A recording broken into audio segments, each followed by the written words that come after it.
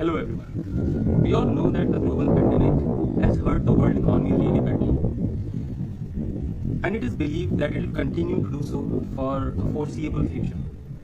If you have been laid off from your job or you are under constant pressure due to the possibility of job loss, it is natural to feel frustrated, angry, even frightened.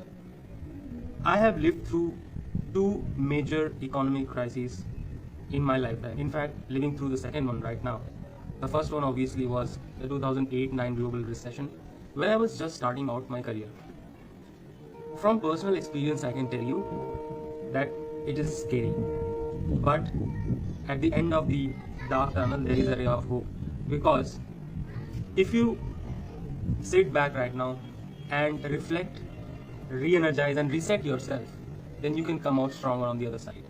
Today I will lay out some tactical steps you can take to increase your chances of getting back to work if you've lost your job, or changing your job if you are under constant pressure. The first step. It is so embarrassing that I have to say it out loud, but many people ignore this step, which is crucial in job hunt, and that is preparing a proper CV. Any time that is spent on this step reaps real dividends. So please don't ignore this. Create 2-3 CVs, and depending on the industries that you are targeting or the jobs that you are targeting, you can download CVs on Indeed.com or even borrow from some friends and take inspiration from them. Highlight your achievements. If you want to know more about the CV making tactics, we have experts at Wizen who would create a video for you if you comment in the comment section. I would also strongly recommend you to consider making a cover letter. Cover letter not only gives the potential recruiter a window into your personality, but it also shows you as a sincere person because you've invested that time. There you can highlight stuff that you can't do on your CV. So it's a great asset to have. Prepare a draft and edit it every time you are sending out your application. Make effort to look at some good profiles on LinkedIn and create a good LinkedIn profile. These days, I cannot insist enough, LinkedIn is one of the most important portals for your job search. So look at people's profiles who are there in the same industry as you, or who are there in the same job function as you. If you're a marketer, go look at some marketers' profiles, some of the good ones, and take inspiration from them. There are a few more portals that you should be really active on. Naukri.com being one, because that's the biggest portal in India. IIMJobs is another, but I'm sure you would have your own favorites. So there I don't have much to add, but keep your profile updated. The third part is looking at your skills and seeing if your skill set match those which are required in the job right now. So what you do is go look at the JDs and write down all the requirements that they put out. The stated as well as unstated requirements, the hard as well as the soft skills that people are looking for, and evaluate yourself on each of them. If you feel that you are lacking in some of the skills, and you can take feedback. Sometimes we don't know what skills we lack, especially in the softer parts. So take evaluation from your friends, family, well-wishers, mentors, and see where you're lacking.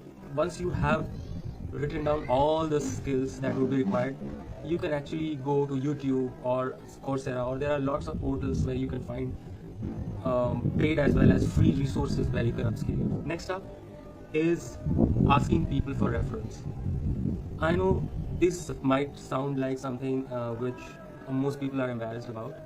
People don't really reach out, but this is the best way to reach out to potential customers and actually stand out as an applicant. If you have people inside the organization, reach out to them, talk to them, and don't just talk to them. Oh, boss, can you refer? You should talk to them about the culture. You should engage with them and then ask for reference. That would give out your sincerity, and they would be happy to help. Following up is key here, because if you don't follow up after the first time, people generally have very little time on their hands. Sometimes they forget.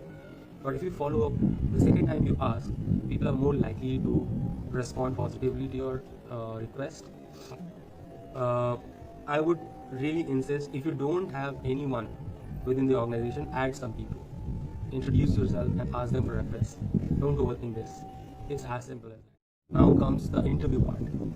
if you're shortlisted, you would be subject to video interviews because there's no physical interview these days.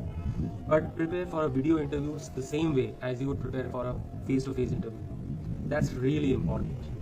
You should be very, very professional because that is what is expected of a person who's sincere, who's serious about job application, who's serious about the job. So seriousness should be reflected in your approach.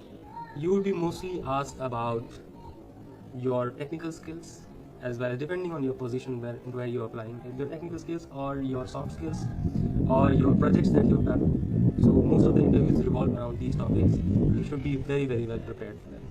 So prepare well about whatever skills that will be tested, as well as about the projects that you've done. Know them inside out. And one good way to go about it is actually practice verbally in front of a camera, take out a camera and record yourself in an interview setting.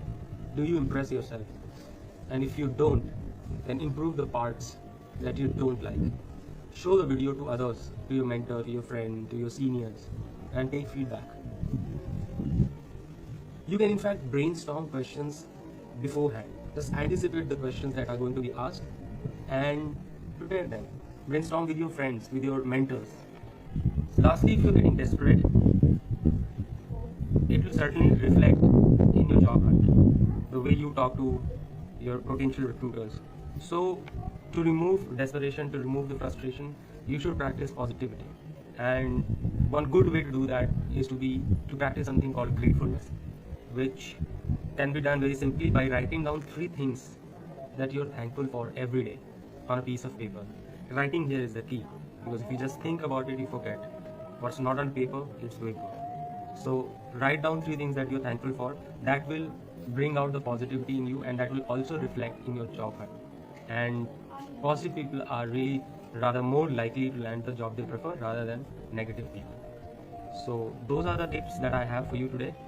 If you would like me to expand on any of these things, I would be happy to help. So please go ahead and comment. Do visit our page, which is Wyzen on LinkedIn, and you can in fact get in touch with some of our mentors as well to take personalized feedback on your CV, on your job preparation, or any industry related mentorship that you want. All the best.